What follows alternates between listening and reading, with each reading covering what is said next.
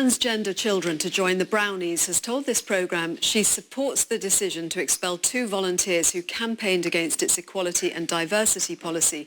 The policy, which was brought in last year, formally allows transgender members and leaders to join the Rainbows, Brownies and Girl Guides.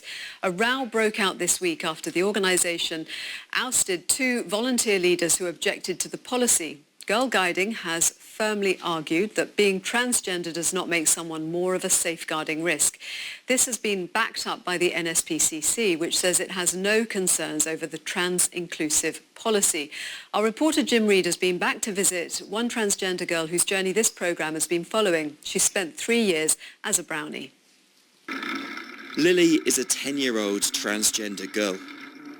We've been following her life on this programme for the last 3 years. She lives in the north of England. She's still very young, so we're changing her name and not showing her face. One of my favourite things about being a brownie was that we did lots of fun games. At the time, it was probably one of the most fun things I ever did. Lily was one of the first transgender children to join the Guides. She was 7 when she started Rainbows, the youngest branch, then moved quickly on to Brownies. It just felt quite natural to me. Some of my friends from school, well, all my friends from school knew that I was transgender, but the people from outside school didn't really know. And if you were told that you couldn't go to Brownies because you're a trans girl, how would that have made you feel?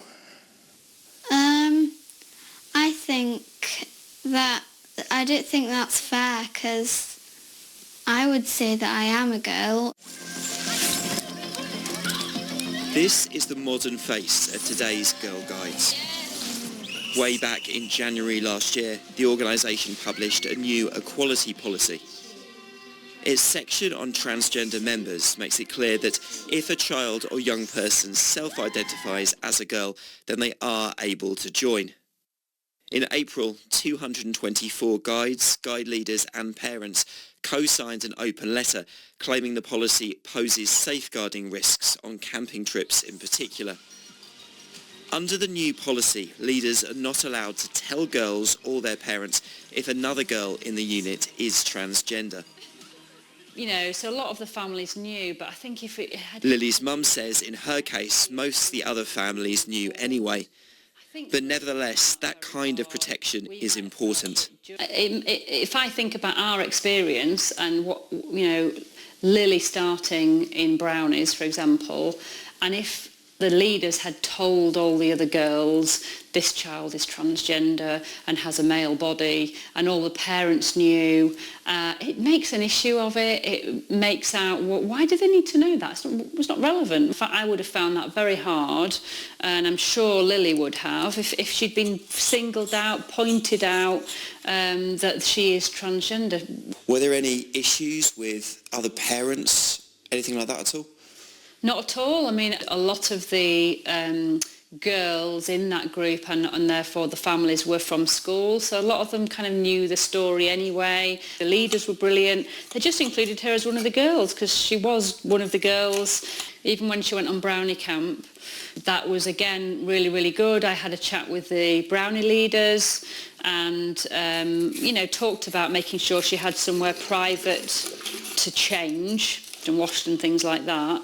But that was really the only issue. People that are critical of this policy say, look, it could put other girls at risk. Maybe not at Lily's age, but as you get older into puberty.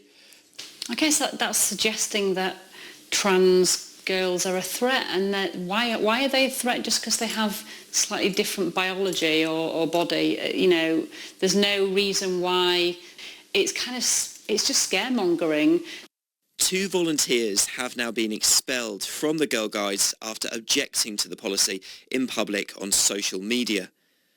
One spoke to BBC Radio 4 this week. As much as Girl Guiding needs to be inclusive, I think we also need to consider girls' needs as well. These are adolescents who may be embarrassed about their changing bodies, who would rather be sharing those kind of intimate spaces with other female children. Girls have the right to female-only spaces. There is provision within the law to have single-sex spaces where it's a proportionate means to a legitimate aim. After that, the organisation's chief executive wrote to members defending the policy, saying being transgender does not make someone more of a safeguarding risk than any other person. It's a forward-thinking, inclusive, supportive, anti-discriminatory policy. We need to embrace those policies and support them, and if people can't support those policies, then they shouldn't be part of that organisation, that institution. Brownies and Guides and Rainbows, it's about teaching girls how to be caring, how to love one another, how to respect one another, all those values and principles that it promotes surely goes along with this policy. So looking back, how important do you think it was to her identity that Lily was allowed to join Brownies rather than join Cubs or Scouts? It meant a lot because it was something all her friends were doing. They were all at Rainbows, then they were all at Brownies. She would have been massively excluded, and it would really have hurt her, I think. It would have been really hard. So, we're really grateful to the Girl Guides for allowing her to join and be part of it. They were totally inclusive, really supportive, and we were really grateful for that. We did invite Helen Watts, who's one of the guide leaders who's criticised the policy, onto the programme, but she didn't want to do the interview. Instead, we can speak to Nicola Williams from the organisation Fairplay For Women, who is speaking on her behalf. Fairplay For Women is an organisation which has concerns about including transgender girls and women in certain situations. We also asked the Girl Guides onto the programme and the campaign groups Stonewall and Mermaids, who support the Girl Guide policy, but none of them were prepared to discuss the issue with the opposing side.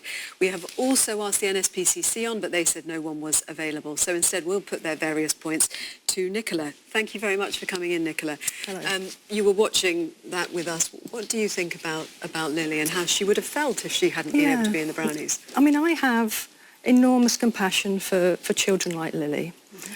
And I wish we lived in a world where children like Lily could do and be whatever they wanted to be, but without having to reject their body and their sex, their birth sex. And I also wish we lived in a world where female children weren't at risk of sexual abuse or physical abuse from male children or male adults, but we do. And it's because of that we have to be able to acknowledge that transgender girls are actually male children with male bodies. Hang on, sorry, I mean, you've just made 2 points there. You said initially you wish that we were in a world where someone like Lily could be what she wants to be. That's exactly what she's doing. But without rejecting her sex, which is a male sex. She is identifying as a girl. That is what she wants. Yeah. That is what she wants to be. You also then bring into that a risk of children being abused. She's a little girl. What are you saying? This policy is, Girl Guides policy extends to any child that joins Girl Guides. So that includes teenagers. Adolescent, teenage males will now be allowed to join Girl Guides, but they will also be allowed to sleep in tents with the girls, undress with the girls, wash with the girls. And parents aren't told. Now, in what other situation would we allow male teenagers to do those things without parents being asked? They don't identify as male, they're identifying as female. Well, how does someone's gender identity actually impact that risk? There's no evidence that it does. We have There's to be no able... evidence for the contrary, though, of what you're saying, that they pose a risk. And actually, the NSPCC says it doesn't consider there are any specific child protection concerns in relation to trans-inclusive policies. Any space and activity involving children should have strong safeguarding policies in place with a proper risk assessment to minimise the risks to all children involved. That applies anywhere. Yeah, well, but they're I'm saying sorry, the NSPCC are letting parents and children down there, because nobody is saying that a transgender child is a risk because they are transgender. It's because they are male. And there are decades of research and generations of common sense that tells us that we don't mix teenage males and teenage females together, because that happens everywhere. What do you mean that you shouldn't mix them? Do parents when they're sleeping in tents, when they're washing, when they're undressing? It's, you know, I should think every parent listening to this would be worried if they thought that their teenage daughter was going on a trip to find that they were actually in the presence of males. We heard from Lily's mum, and she said actually they've encountered absolutely no issues. There is the policy is that no attention should be drawn to a trans girl in this situation, to protect obviously their privacy, and that's an important protection, the mother was saying. But she said that actually there were no issues with the other parents because the kids all knew anyway. You know, they know the girl. We've got to think of a situation here where we've got a girl in a tent who is there with a male child, okay? Now, if something happened where that male child wanted either consenting or non-consensually to have sex with that girl, would that girl feel confident enough with her boundaries and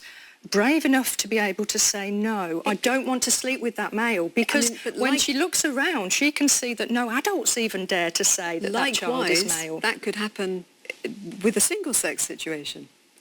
Two girls can't get each other pregnant. You know, there is overwhelming evidence that male children are a risk to female children. The NSPCC's own data says that over a third of all sexual abuse is by boys on girls. It's children on children. So we can't sweep away evidence that says that male children are a risk to female children. It's simple fact. Everybody knows it. I mean, there is absolutely no evidence that trans children are a risk. You are saying I don't care if they're trans, I don't care what other characteristic they have. At the end of the day, they are male children. There is no difference in their body between any other child. In the way that they feel and the way that they identify. I just want to put a stonewall. To say that changes their risk factor, then I think Girl Guides would be able to let them in. But until that time, we need to prevent that. We need to think of the girls' safety here. And, you know, it's not good enough not to tell the parents. A Stonewall spokesperson has said no child should face discrimination or bullying simply because of who they are.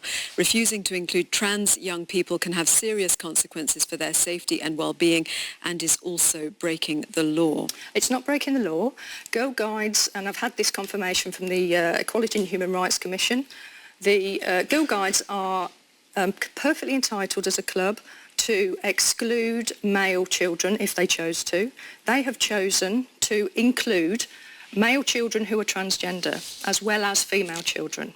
Now, just a final thought on another part of the NSPC statement, because the NSPCC also says trans young people are at particular risk of physical, sexual and emotional abuse from peers. Do you not think they're vulnerable kids? Of course, they are vulnerable kids, but this isn't we don't then put them into a group of other vulnerable children, and these girls are at risk from male children. And I think the Girl Guides, the NSPCC, Stonewall are letting children down and letting parents down because they're not here to justify this policy. So, you know, until they can justify how this is safe and why they don't tell parents about this, because parents have the right to be able to make their own choices for their children. If they look at the situation and they choose, well, actually, in this situation, my daughter can sleep with that male child, that's fine. But at the moment, the Girl Guides are taking that choice away from parents, and that's wrong. Nicola Williams, thank you very much. Well, we did ask both LGBT rights charity Stonewall and Mermaids, a group which supports trans kids and their parents, to take part in our discussion, as I mentioned, but they did both refuse. They said just engaging in a debate about this does suggest that trans children are a risk to others, which is not the case.